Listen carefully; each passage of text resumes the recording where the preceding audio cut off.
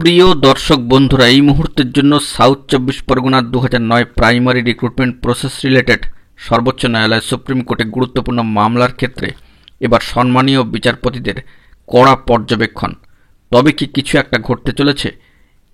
এই মুহূর্তে দাঁড়িয়ে অবশ্যই বিগ ব্রেকিং নিউজ কিন্তু উঠে আসছে। তো সবটাই আলোচনা করছি, ভিডিওটিকে শেষ পর্যন্ত ওয়াচ করবেন, কোনোভাবে স্কিপ করবেন না, চ্যানেলটিকে সাবস্ক্রাইব করে সঙ্গে থাকবেন। চলুন কথাবার্তা না বাড়িয়ে মূল টপিকে ফোকাস করি।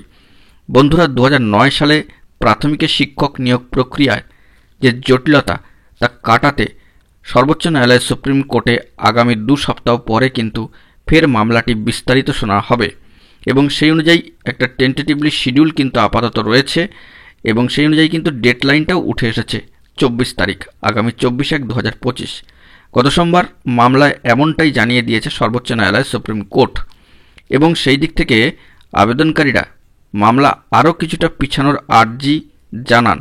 বলেন সংশ্লিষ্ট নথিপত্র গুছিয়ে নিতে কার্যত কিছুটা সময় দেওয়া হোক, অর্থাৎ একটি রিকোয়েস্ট কিন্তু রাখা হয়েছে। যদিও সর্বোচ্চ ন্যায়ালয় সুপ্রিম কোর্ট শীর্ষ আদালতের সম্মানীয় বিচারপতি সম্মানীয় জে.কে. মাহেশ্বরী মহাশয় এবং সম্মানীয় বিচারপতি অরবিন্দ কুমারের বেঞ্চ কড়া ভাষায় জানিয়ে দেন এবং তাদের যে গভীর পর্যবেক্ষণ যে মামলা পিছানো হবে না।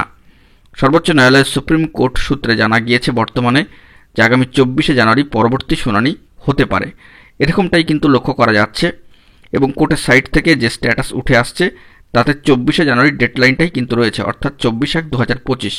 তো উক্ত দিনে কি হয়, আবেদনকারীদের পক্ষ থেকে কি বার্তা দেওয়া হয় সেটাও কিন্তু লক্ষণীয় এবং সব মিলিয়ে বলা যেতে পারে 24শে জানুয়ারি আগামী দিনটা শুনানির দিন অত্যন্ত গুরুত্বপূর্ণ হতে চলেছে যদি উক্ত ডেটে শুনানি হয়।